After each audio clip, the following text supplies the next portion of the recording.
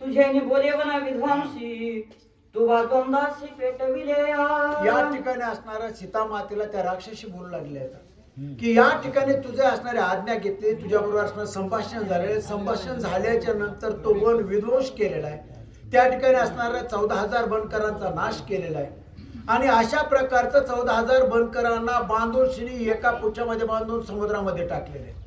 समुद्रामध्ये टाकल्यामुळे त्या ठिकाणी काय झाले, जे जलचर होते त्या जलचराला असणार त्या ठिकाणी भोजन मिळाले. त्या ठिकाणी ती महाकाली देवी म्हणते आता जलचराला भोजन दिलेलं आहे आणि काही वेळा नसणार तर काय करणार हनुमानजी, आपण जे असणारे जे या पृथ्वीवर राहणारे जे लोक आहेत यांना भोजन मिळणारे जे असणारे भूत असतील, त्या ठिकाणचे असणारे हाडळ असेल, झोटेक असलं, वेतळ असेल किंवा त्या ठिकाणचे जे श्वापद आहेत जे असणार जंगलामध्ये राहणारे वाघ असेल, सिंह असेल, कोला असेल, लांडगा असेल, या सर्वांना असणारं भोजन देण्याचं कार्य असणारे हनुमान जे करणार तर असं असणार त्या ठिकाणी असणारे बोलू लागलेली आहे. सीते भोवत्या राक्षसी कल कल करीती चौपासी धरा मारा बांधा केसी तिने वानराशी चेतविले. या ठिकाणी असणार सीता मातेच्या जवळ असणारे राक्षसी आलेले आहेत. त्या ठिकाणी असणाऱ्या या सीता मातेनेच वानराला चेतवणी दिलेली आहे. सीता मातेच्या असणाऱ्या सांगण्याप्रमाणे वानर या ठिकाणी असणारं वाईट अशा प्रकारचं कार्य करू लागले, या ठिकाणी युद्ध करू लागले, शस्त्र बंद करायला असणारा मारू लागले, त्या ठिकाणी असणारा अशोक असणारा रोप वाटिकेचा असणारा नाश केलेला आहे. याकरता काय करा, अगोदर असणार ज्यानं असणार प्रमोट केले, ज्यानं चेतावणी दिली त्यालाच मारा म्हणले. त्या ठिकाणच्या जे इतर जे राखण असणार जे राक्षसी त्या सीता मातेला मारा, धरा, तोडा अशा प्रकारचे असणारे विवंचना करू लागलेले आहेत. सीता निशंक मानसी भयनवानी राक्षसी यथोचित्त बोधित्यासी राक्षसापासी बहुमावा. अहो या ठिकाणी असणार त्या ठिकाणी सीता माता असणार त्या ठिकाणी राक्षसी नुसते बोलणार काही करू शकत नाही सीता मातेला माहिती होतं. म्हणून सीता माता असणार कुठल्याही प्रकारे स्वतःच्या अंतकरणामध्ये स्वतःच्या मनामध्ये त्या ठिकाणी त्यांनी भीती बाळगलेली नाहीये आणि त्या ठिकाणी असणारा निशब्द राहिले. आता कुठल्याही प्रकारे त्यांच्यावर असणारा या राक्षसीच्या बोलण्याचा काही एक परिणाम झालेला नाही. अशा प्रकारचं कार्य असणार सीता मातेने केलेलं आहे. मारीच भौनी मृगवेशी प्रतारिता श्रीरामासी स्वयं मुकला निजरी हासी राक्षसापासी बहुमावा.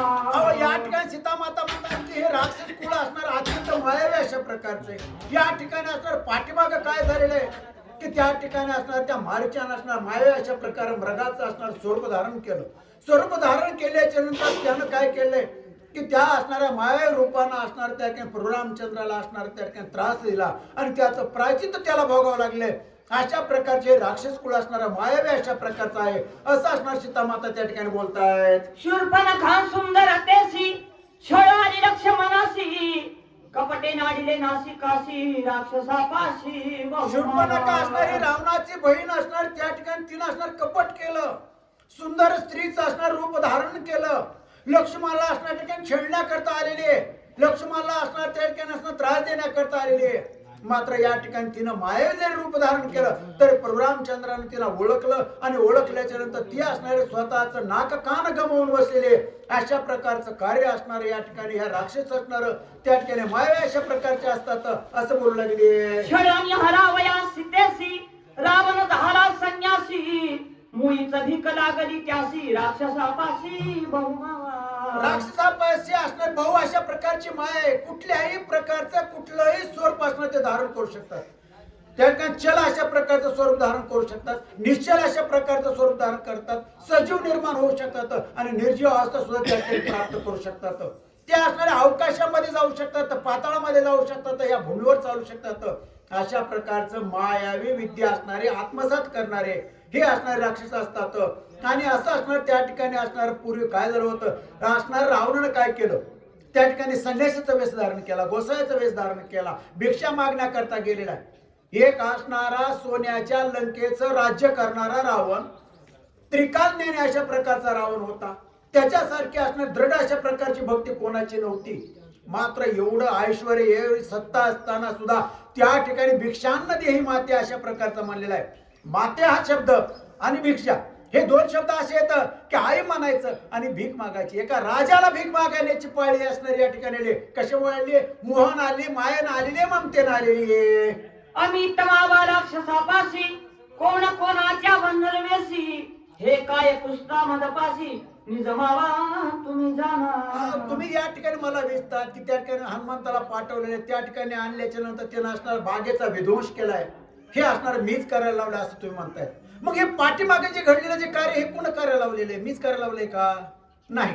अशा प्रकारे सीतामाता त्या ठिकाणी त्या राक्षसीच्या बोलू लागल्या, त्या वल्गना करू लागल्या, त्या ठिकाणी कल्लोळ करू लागल्या, हमला करू लागल्या. त्यावेळेस सीतामातेनं अशा प्रकारचं प्रत्युत्तर असणार त्या राक्षसीला दिलेलं आहे. राक्षसी देखून सीते पासी हनुमान गुरु का भीतयासी वेगी पळती विमळतेसी अति भयासी भयभीत. या ठिकाणी सीतामातेच्या भोवताली असणार त्या राक्षसीच्या वंशी त्या ठिकाणी सीतामातेला धरा मारा तोडा त्या ठिकाणी असणार हिनच असणार चेतावणी दिली. याच्यामुळे जे वानर असणार पिसाळलं असं ज्या बोलू लागल्यात त्यांच्या जवळ असणार त्या आल्याच्या नंतर त्यांचा आवाज त्यांचा असणार गलका ऐकल्यानंतर हनुमान जे असणार त्या सीतामातेच्या जवळ आलेले त्या राक्षसींना असणार त्या ठिकाणी भेडवलेले, भीती असणार निर्माण केली. त्या राक्षसी असणार त्या सीतामातेच्या भोवताली ज्या होत्या त्या स्वतःचा प्राणाचं रक्षण करण्याकरता त्या सीतामातेपासून असणारे दूर पळून जाऊ लागलेले आहेत. एकी छळता कापती एकी फळफळा मुतती एकी भय भुली भुलती एकी पडती मूर्छित. त्या राक्षसींची असणारी अत्यंत वाईट अशा प्रकारची अवस्था झाली. त्या हनुमंताच्या धाकानं हनुमंताच्या भीतीनं असणार त्या राक्षसींची असणार विकलावस्था झाली.